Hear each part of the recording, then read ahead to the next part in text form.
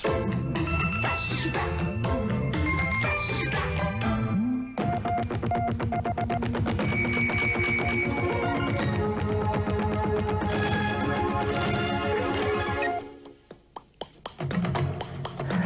c'est Pierre Dupérin, j'espère que vous allez bien. Aujourd'hui, un autre tuto vidéo, cette fois concernant la 2 chevaux. Bon, j'espère pas trop grave parce que je sais pas quoi m'attendre. Alors, vous vous souvenez que j'ai dit qu'il y avait un liquide noir qui sortait des boulons de roue. Donc, il y en a plein qui m'ont dit que c'était du liquide de frein. Alors ce n'est pas du liquide de frein parce que sinon je perdrais du liquide de frein et ce n'est pas le cas. Et si ça serait du liquide de frein, ça coulerait derrière la jante. Or derrière la jante c'est plutôt propre. Enfin il me semble. Voilà, vous verrez, moi je verrai pas. Enfin ce sera plutôt gras derrière que devant. Moi je penserais plutôt au bouchon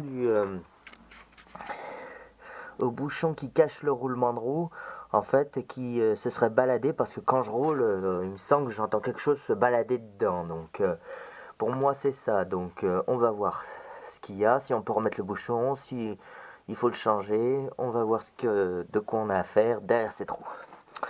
Et on va vérifier aussi que cette roue n'a pas de jeu, tant qu'on n'a pas à changer un roulement de roue. Bon, allez, c'est parti. Donc je vais... Alors déjà, première remarque, les roues ne sont pas serrées correctement. Bon, je vais contrôler toutes les roues alors. Ouais, elles sont pas du tout serrées. Aïe aïe aïe.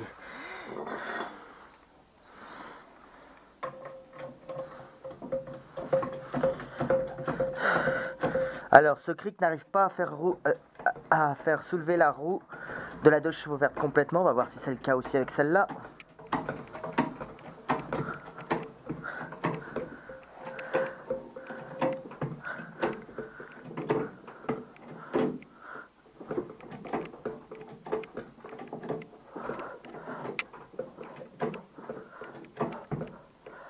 Ah, si, elle a décollé. On a du pot.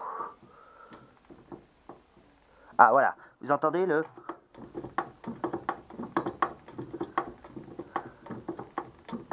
Voilà ce que j'entends à peu près quand je roule. Alors déjà, est-ce qu'il y a du jeu? Ah oui, il y a du jeu en plus. Bon. Bon, on va voir ce qui se passe là derrière. Génial. D'entrer un roulement de roue.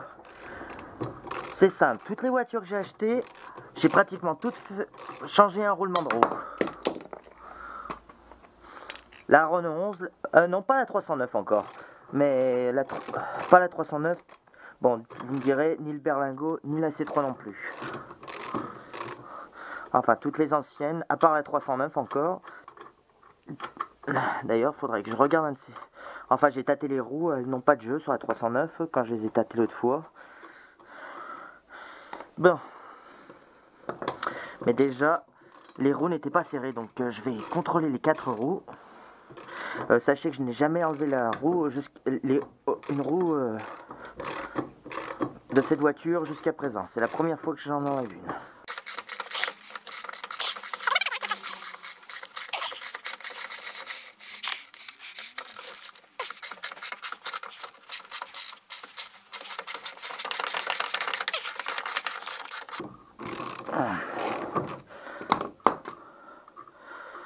Alors, voyons à quoi on a affaire.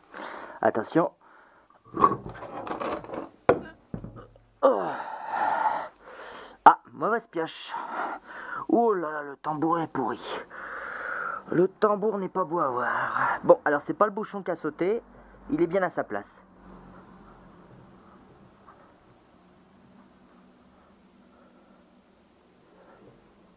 Et bizarrement, il n'y a plus de bruit. Est-ce que c'était tout simplement la roue qui était mal serrée? Il n'y a plus de bruit. Et il n'y a pas de jeu au tambour. C'est bizarre cette histoire. Alors ce bouchon est plus bombé que celui que j'avais au départ sur la verte. Parce qu'après il y a eu des bouchons en métal aussi, mais plus... C'est bizarre. Alors est-ce que c'est parce que la roue était très très mal placée, ou est-ce que parce que c'est un goujon qui a du jeu? Non. Enfin je sais pas, ce tambour m'a l'air tout à fait au point, et bizarrement, vous avez entendu, comme moi, il y avait bien du bruit quand... Ou alors peut-être que la roue frottait l'aile aussi, je sais pas. Il n'y a rien de spécial dans les... Attendez.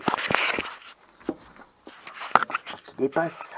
Il y a des couleurs de peinture, mais rien de spécial.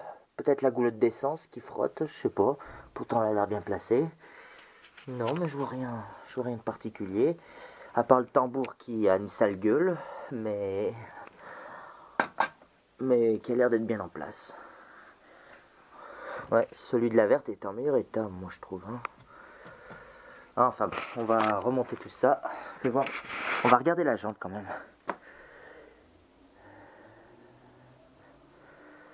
Alors, vous voyez que c'est pas gras là.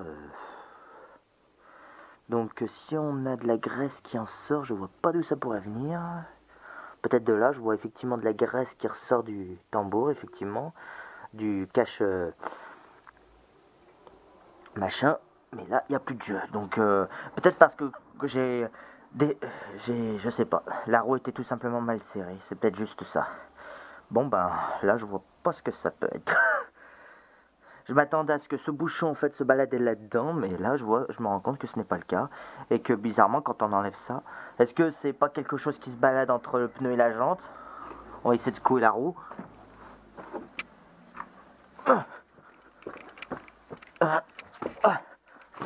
Non, il n'y a rien du tout. Bon, on va essayer de remonter la roue et voir si ça recommence.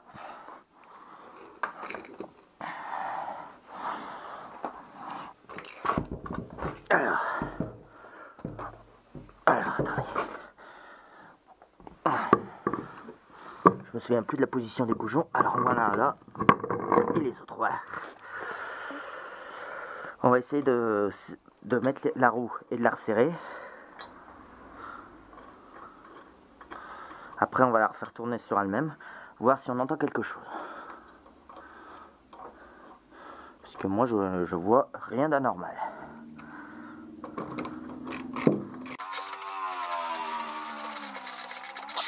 À part que la roue était mal serrée, je ne vois rien d'anormal. C'était peut-être juste ça le problème, si ça se trouve. La roue qui était mal serrée.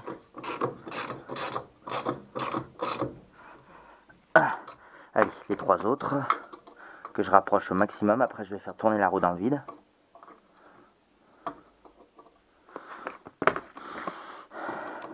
Faudrait que je récupère sur la verte les petits caches que j'avais mis là.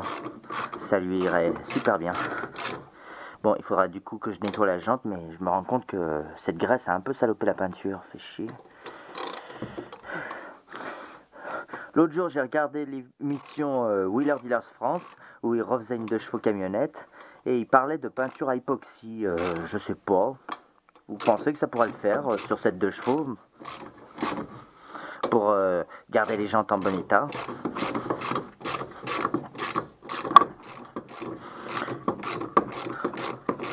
Après, je sais pas s'il y a des carrossiers qui font ça vers chez moi, donc je me renseignerai, mais...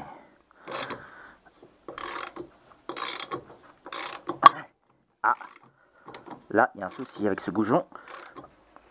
Ah non, c'est bon. Je sais pas pourquoi il y a un tac. Je crois qu'il y a un goujon qui se balade en fait, c'est surtout ça le problème. En même temps, quand on voit l'état du tambour, c'est pas ça. Bon, faut que j'aille doucement quand même parce que j'ai vu qu'il s'est arrivé. Moi, ça m'est jamais arrivé que des goujons cassent en serrant trop fort. Mais bon, là, c'était pas du tout serré.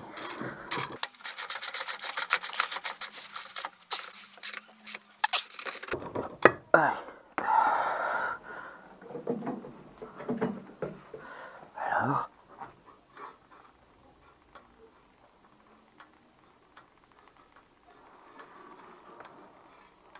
Il y a encore un petit bruit. Par contre, il n'y a plus de jeu cette fois. Donc, ça venait bien des écrous mal serrés. Alors, regardez. j'ai pas encore serré cet écrou là. C'est peut-être parce que comme le cric est hydraulique et que j'ai pas mis de cale, c'est un petit peu descendu. Alors, fais voir maintenant. On va voir ce qu'il frotte après. Ah, mais ça descend vite.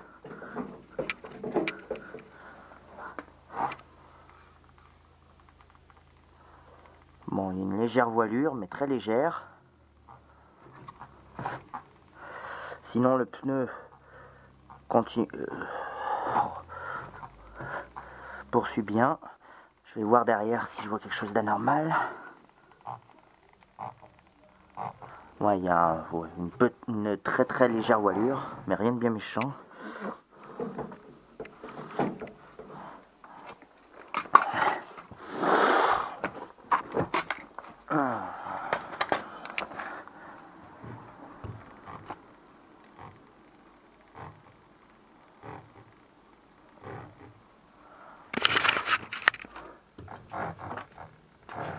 Ça c'est le cric hydraulique.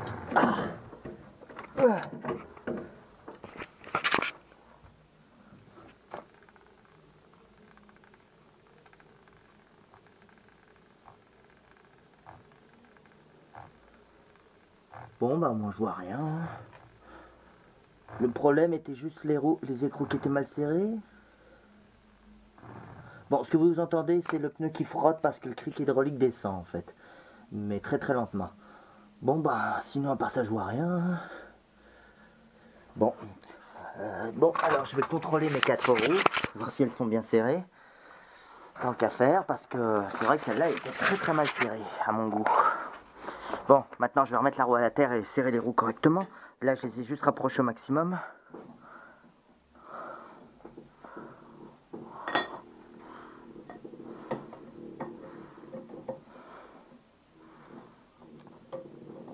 Allez. Ouais.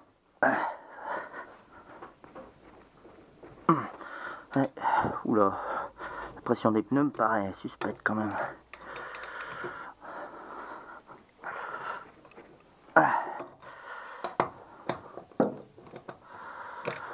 Après, normalement, c'est du 1,8 litre, c'est du 1/8 qu'il faut. Moi, je trouve que c'est pas suffisant, 1/8, hein, même pour une 2 chevaux, hein, parce que les pneus s'écrasent bien par terre. Hein. Enfin bon. Enfin, sur la verte, j'ai jamais mis de vrai Michelin, j'ai juste mis des imitations, mais j'ai remarqué que quand tu respectais la pression de l'époque, les pneus s'usaient plus vite. Hein. Regardez, en plus, c'est des beaux Michelin, ils commencent déjà à être craquelés sur le flanc, là.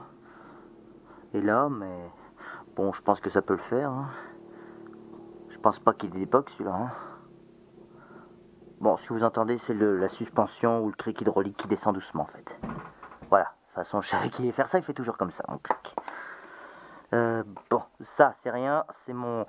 J'ai roulé avec la 2 chevaux verte sur le projecteur et ça a cassé le verre. Mais il marche encore. Allez. Bon, allez, on resserre les...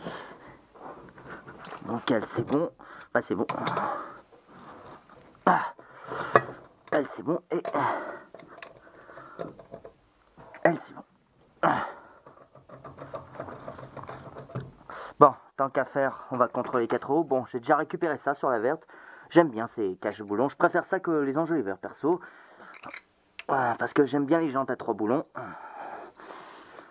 Goût de merde, que je sais, mais je préfère voir les jantes avec les 3 boulons visibles que l'enjoliveur chrome qui, du coup, même si je sais que c'est moi qui suis à l'intérieur de la voiture, donc ça devrait pas me déranger, mais je sais pas, moi j'aime pas les enjoliveurs inox qui empêchent de voir le mouvement de la roue. Voilà. C'est mes goûts, c'est comme ça, et puis de toute façon la ZLP n'a pas d'origine des enjoliveurs inox.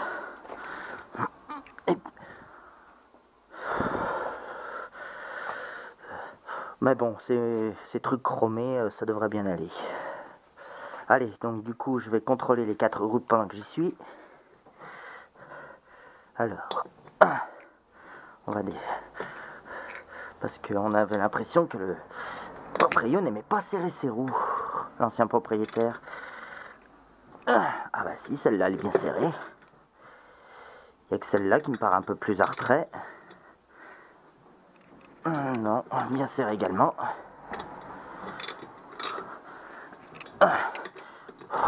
Ouais, non, celle-là elle est bien serrée, il n'y a rien à dire. Je sais pas ce qui s'est passé donc.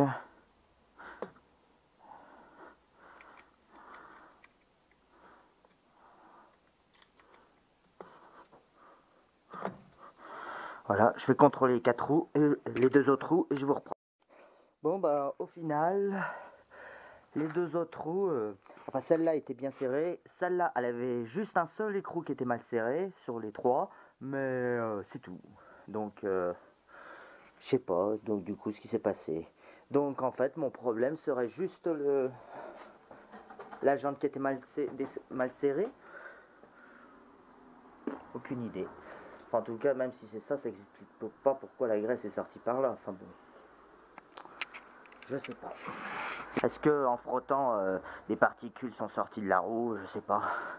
Alors, quand je pense que je suis allé chercher à 200 km, donc j'ai fait 200 km pour aller la chercher, et que j'ai pas beaucoup roulé avec, hein. J'ai dû faire quoi, allez, 4, allez, grand max 600 km. C'est vrai que voir une carrosserie en bon état, et comme je vois dans quel état a fini la verte, ça donne pas beaucoup envie de l'abîmer, donc de la sortir. Enfin, surtout que les mauvais jours arrivent. Bon, ils ont pas encore salé les routes malgré que la neige soit tombée, donc je peux encore rouler avec. Mais, je sais pas. Allez, pour le plaisir, si je vous faisais une balade. Non? Je sais pas. Allez, on va essayer de faire une balade. Je vais enlever le cric de là-dessous. Je vais le ranger. Et on se reprend la balade.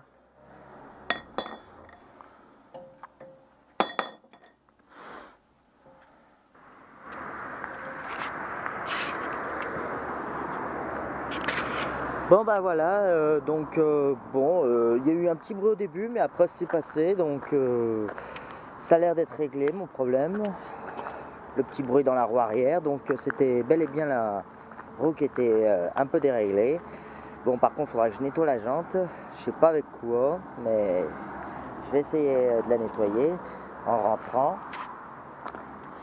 Bon, sinon niveau petite modif, je sais pas si vous vous souvenez, mais le bouchon de réservoir était un petit peu trop ressorti, donc je l'ai un peu rentré, puis j'ai remis le joint gris qui était sur la verte, et parce qu'avant il y en avait un noir, et je pense que le gris ira mieux sur celle-là, hein.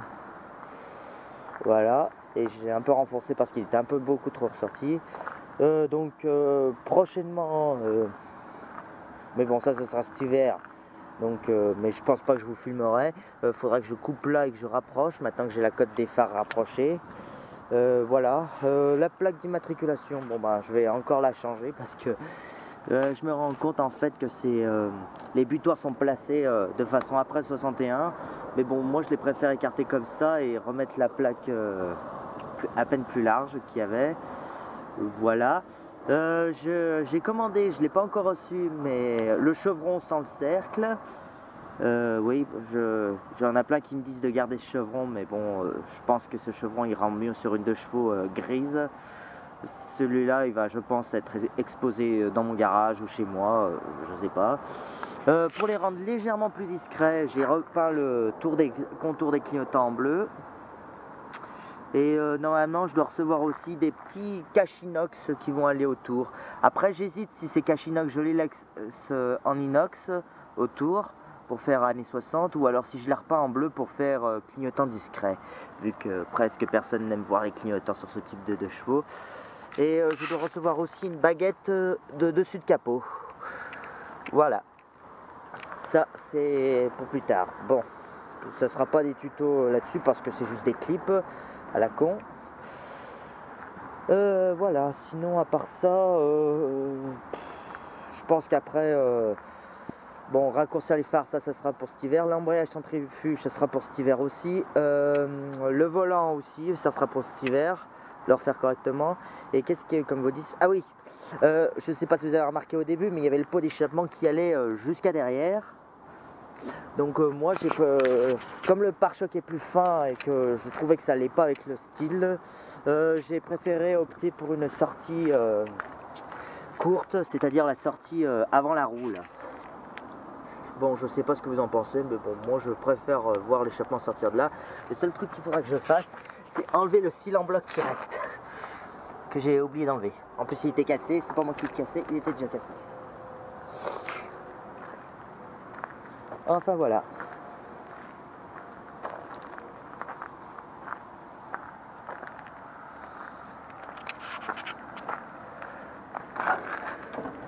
Ce capot ferme très mal, il faudrait que je trouve une solution à propos de ça aussi, mais bon, ça va, il s'ouvre pas tout seul, c'est déjà ça. Donc j'ai replacé la bobine d'allumage au-dessus du ventilateur pour qu'il se rafraîchisse mieux, parce que l'ancienne bobine avait tendance à vite surchauffer, placée là derrière. Par contre, je l'ai changé parce que je sais pas pourquoi, à chaud, elle avait du mal à démarrer. Alors est-ce que c'est à cause du régulateur aussi qui la faisait trop chauffer? Je sais pas. Je sais pas ce que je vais faire comme régulateur. S'il y en a un qui peut me donner qu'est-ce qu'il y a de mieux comme régulateur de charge, merci de me le signaler en commentaire, parce que j'hésite entre plusieurs modèles. J'aimerais bien un modèle qui fasse d'époque, mais pas un modèle trop moderne comme celle qui vendent au club de Cassis là, qui marchait plus d'ailleurs, celle qu'il y avait au départ.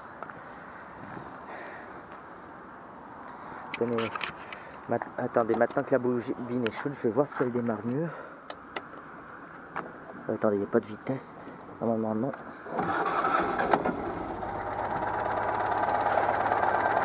Ouais, bah l'ancienne bobine avait vraiment du mal, parce qu'elle avait vraiment du mal à démarrer à chaud avec l'ancienne bobine. Ouais. Ouais, bah cette bobine devait plus en avoir parce que elle marche bien quand elle est froide. Après, c'est surtout pour démarrer les démarrages à chaud qu'elle merdait, mais c'est tout. Les démarrages à froid ça allait, mais les démarrages à chaud, fallait un peu insister. Hein. Il y a même des fois, elle était tellement chaude qu'elle voulait plus faire démarrer du tout. Genre par exemple, quand je vous ai présenté mon système de clignotant, elle n'a pas voulu redémarrer derrière. Pour vous dire un exemple. Mais là, ça a l'air d'aller mieux. Enfin voilà.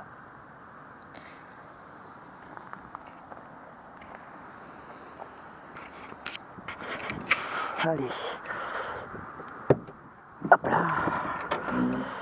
Oui, alors pour la fixation de capot, l'ancien propriétaire avait soudé un truc à ce ventilateur, mais je vais essayer de retrouver la fixation de base là. Parce qu'il y a des fois ça plaque pas du tout. Il y a un jeu important et du coup la poignée bouge comme elle veut. Il y a même des fois elle s'en trouve tout seul, mais bon, jusqu'à présent le capot ne s'est jamais ouvert tout seul. Voilà. Petite modif intérieure, donc du coup vous voyez que j'ai rajouté des commandes, même si par exemple celle-là c'est celle des feux de position de la 2 chevaux 6 spéciale. Je pense que je vais les faire fonctionner au moins pour les deux machins, même si ça sert à rien. Enfin j'hésite, je sais pas si ça pourra servir à autre chose. Et là vous voyez qu'il y a un bouton d'essuie-glace, mais sinon le vrai bouton d'essuie-glace c'est celui-là. Alors voilà, qui fonctionne. Celui-là sert à rien pour le moment. Et celui-là c'est l'ancien bouton d'essuie-glace, mais je me demande si je vais pas le transformer en bouton plafonnier, parce que le bouton plafonnier fait des faux contacts, parce que je crois que j'ai cassé l'interrupteur à l'intérieur et j'arrive pas à le réparer, en fait, le support en plastique qui est dedans. Donc je me demande si ça va pas finir comme interrupteur plafonnier. Ça c'est à voir. Voilà, bah sinon à part ça rien de bien neuf. Voilà, je vais conclure cette vidéo là-dessus. Prochaine vidéo, une bonne balade. Donc que là je viens d'en faire une partie et je vais la finir du coup. Mettez un gros pouce bleu si la vidéo vous a plu. Un commentaire, ça fait toujours plaisir. Et je vous dis à tout de suite. Et puis à bientôt pour de prochaines vidéos. Allez, à plus.